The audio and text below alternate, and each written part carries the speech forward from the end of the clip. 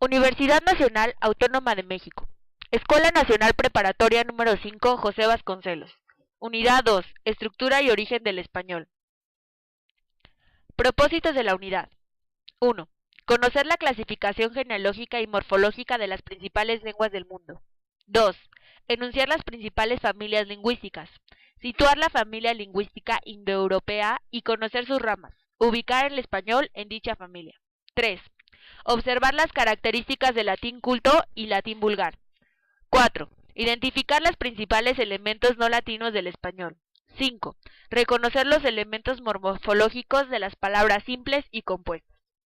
6. Distinguir los cambios fonéticos, morfológicos y semánticos de las palabras. 1. Clasificación de las lenguas. Clasificación genealógica. Al grupo de lenguas que se forman con características similares se les llama familia lingüística.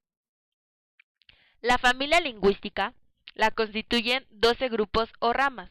Entre ellos se encuentran semática, camítica, mayopolenísica, indoeuropea, bantú, dravídica, yuto-azteca, entre otras. El español pertenece a la indoeuropea. Las tribus que hablan indoeuropeo se extendieron en todas direcciones, por llegar hasta el este de Indo y el oeste de la península ibérica y las islas británicas. Clasificación morfológica. Se dividen en tres, las cuales son lenguas aglutinantes. Es la lengua en la que la palabra forma uniendo monemas independientes. Lenguas de flexión. Es la alteración que experimentan las palabras mediante morfemas constituyentes según el significado gramatical o categórico para expresar sus distintas funciones dentro de la oración. Lenguas monosilábicas. Fácilmente se deduce por el nombre. Se constituyen de las palabras que son de una sola sílaba. Las lenguas monosilábicas no emplean alteraciones de caso, ni tiempo, ni otra que eleve elemento flexivo. Las lenguas aglutinantes se extendieron por el mundo, uniendo dos o más palabras en una sola, como son el japonés, el finlandés, el turco, el mongol, el estonio, el náhuatl y zapoteca. Lenguas de flexión. Expresan sus relaciones gramaticales por medio de las raíces y fonemas sintéticas, griego y latín. Lenguas monosilábicas. Sus palabras son de una sola sílaba y son absolutamente invariables, como el tibetano, himalayo, anamita, briamo, siamés y vietnamés. Tema 2. Enunciar las principales familias lingüísticas. Situar la familia lingüística indoeuropea y conocer sus ramas. Ubicar el español en dicha familia. Ramas. Las ramas de la familia indoeuropea que han tenido una mayor diversificación son la indoiriana, los baltoslava, la germánica, la griega y la itocetálica. El nombre de lenguas indoeuropeas se conoce a la mayor familia de lenguas del mundo en el número de hablantes. La familia indoeuropea, a la que pertenece la mayoría de las lenguas de Europa y Asia Meridional. En una de sus ramas italocetálicas se encuentra el español, junto con otros idiomas como el rumano sardo y portugués. Aquí podemos ver un cuadro sinóptico de las lenguas monosilábicas, flexivas o sintéticas y aglutinantes. Tema 3. Observar las características del latín culto y del latín vulgar. El latín es una lengua muerta, no es totalmente cierto. Sobrevive en su literatura y cultura, pero sobre todo sobrevive en la serie de algunas a las que ha dado origen y que son el resultado de su evolución y de la suma de influencias extralatinas absorbidas, término por imponerse prácticamente sobre todas ellas. Latín culto. El latín culto era la lengua conservadora y depuradora, la lengua literaria de los escritores, forma que se convirtió en instrumentos de comunicación entre humanistas y científicos, y se les conoce con los nombres de bajo latín, neolatín y latín moderno. En conclusiones, el latín culto es el escrito. Latín vulgar. El latín vulgar era la lengua usada por los mismos escritores al hablar con sus semejantes, es decir, la lengua común y corriente del pueblo. Así, mientras el latín culto mantuvo la preeminencia en la literatura y la comunicación escrita, el latín vulgar se fue convirtiendo en la nueva forma de comunicación de cada una de las naciones a las que se les llama romance. En conclusión, el latín vulgar es el hablado. Lenguas romances son derivadas del latín vulgar. Las lenguas románticas o neolatinas son las lenguas que se derivan del latín vulgar. Las principales son portugués, gallego, castellano, catalán, francés, provenzal, italiano, rético, sardo, rumano. En este mapa podemos ver en dónde se hablan las lenguas romances. Tema 4. Identificar los principales elementos no latinos del español. Cuando el latín, el prerromance, el castellano y el español entraron en contacto con otras lenguas, se dio un intercambio de préstamos en los que buena cantidad todavía conservaba el español.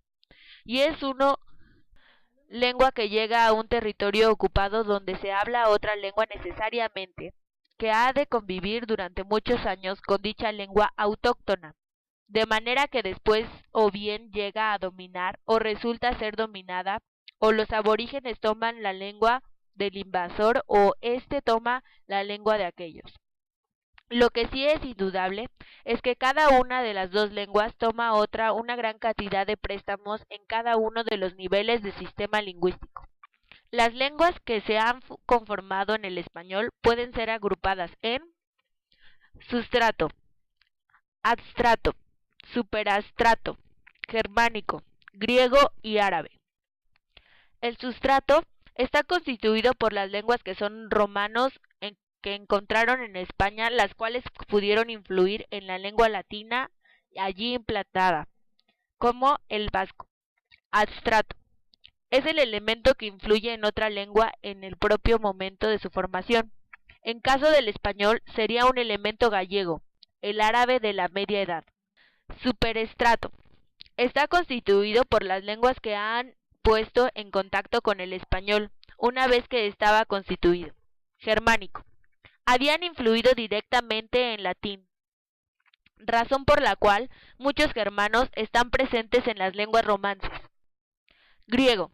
Los términos del origen griego han pasado por muy diversos conductos como las primeras relaciones con los griegos. El influjo de la cultura griega sobre la latina, por medio de los términos religiosos, por el conducto de las formaciones modernas de la ciencia. Árabe. Ha dejado la mayor número de vocablos después del latín y pasó al español a causa de la denominación árabe en España. Integración del español, latín y griego. Elementos no latinos. Los tecnicismos. Con este término se le suele adulir a la gramática a las palabras propias de una ciencia, un oficio o una arte. Cada una de estas áreas del conocimiento humano o de la práctica suele contar con un número amplio de términos técnicos que son utilizados en dichas disciplinas. Generalmente, la mayoría de estas palabras proceden del griego o del latín. La otra lengua clásica en su formación se tuvieron en cuenta la claridad y la precisión, así como la universalidad. Por este motivo, en un término técnico es fácilmente reconocible en muchos idiomas. Es análisis, al, análisis, ef, analicé, in, analicé, etc. Neologismos. Son palabras de una creación que sirven para dar nombre a un objeto o un concepto nuevo. Se crean por derivación, por composición, por préstamos o simplemente son inventados. A la hora de poner un nombre a los inventos de este último siglo, también se ha acudido al recurso de composición de palabras aprovechando las raíces de origen griego. Tema 5. Reconocer los elementos morfológicos de las palabras simples y compuestas. De acuerdo con la estructura de las palabras, estas pueden ser simples y compuestas. Las simples están constituidas por una raíz, las compuestas por dos o más. De las simples podemos distinguir las primitivas y las derivadas. Palabras simples. Las palabras simples primitivas son aquellas que no provienen de ninguna otra dentro del español. En cambio, las derivadas son las que originan de una misma primitiva. De la palabra simple primitiva campo se derivan campamento, campal, campaña, etc.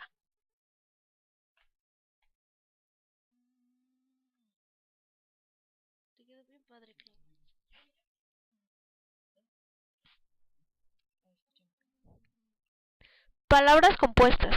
Palabras compuestas: agua marina, vinagre, saltamontes, buscapleitos, etc. Agua marina, vino agrio, saltar montes, buscar pleitos. Otro tipo de palabras compuestas están integradas por raíces con prefijos. Por ejemplo, preámbulo, acampar, pre-campaña y antiviral. Por ejemplo, este es un ejemplo de la derivación de campo, campaña y acampar. Tema 6. Distinguir los cambios fonéticos, morfológicos y semánticos de las palabras. Por lo general, las palabras están conformadas por distintos elementos estructurales, excepto las monosilábicas, los que se pueden observar si observamos con atención su configuración. Así pues, las palabras no son una identidad indisoluble, se pueden disgregar en elementos que cumplen cada uno. Cuando un grupo de palabras comparte la misma raíz, se les conoce como familia, ya que la idea que comparten se matiza mediante a los afijos que pueden ser de tres clases: prefijos, infijos y sufijos. Ejemplo, humano, raíz, sufijo, ano. Ejemplo, humanista, raíz, infijo, an, sufijo, ista. Ejemplo, deshumanizar, prefijo, des, raíz, infijo, an, sufijo, izar. Los prefijos se anteponen a la raíz, los sufijos y los infijos se ponen en ella. La raíz contiene la idea fundamental de la palabra, de forma que la función de los tres afijos consiste en matizar los significados y marcar la diferencia de una palabra con otra de la misma familia. Existe otro elemento llamado radical, que se forma por la raíz más el afijo. El afijo, excepto el infijo, contiene significados que podríamos llamar secundarios. La función del infijo es eufonia. Por ejemplo, transformación de palabras, cambios fonéticos, morfológicos, semánticos y sentido natural, metafórico. También se usa el término cambio fonético para designar al proceso por el cual una lengua altera su sistema fonológico con el tiempo. Este proceso es una parte de lo que conocemos como cambio lingüístico, el proceso universal e inevitable por el cual las lenguas cambian en este tipo, y por el cual los estadios de la lengua de diferentes épocas pueden llegar a perder inteligibilidad. El cambio morfológico es la rama de la lingüística que estudia la estructura interna de las palabras para delimitar, definir y clasificar sus unidades. La clase de palabras a las que da lengua morfología flexiva y la formación de nuevas palabras morfología léxica. La palabra morfología fue introducida en el siglo XIX y originalmente trataba simplemente de la forma de sus palabras, aunque en su acepción más moderna estudia fenómenos más complejos que la forma en sí. Se llama cambio léxico semántico al cambio lingüístico experimentado en la evolución histórica del componente léxico semántico de un idioma. De los componentes del lenguaje, el léxico semántico es el más propenso al cambio porque refleja de forma muy clara las modificaciones y transformaciones propias de la evolución cultural de las culturas humanas, con independencia de que el léxico básico permanezca inalterado. Hay varios factores que cooperan para que se produzca este fenómeno. Por ejemplo, el proceso de transmisión del lenguaje, la falta de fijeza y vaguedad del significado, la facilidad de las palabras para desviarse o desvincularse de su significado originario, el fenómeno de la polisemia, la ambigüedad semántica de muchas palabras no resulta ni siquiera por el contexto. Cuando tienes una generalización se dice que es metáfora y cuando tienes una restricción es retórico. Sentido natural. Sentido natural refiere al significado literal de la palabra, aquella que se puede encontrar en un diccionario y que es lo más común o la más aceptada. Sentido metafórico. El significado metafórico es el que se obtiene por la relación de palabras con otros significados, es decir, por sus campos semánticos. Biografías. Créditos. Cruz Briones Regina. Becerril Sanabria Erika. Chávez García Paola. Montes de Oca Márquez Pamela.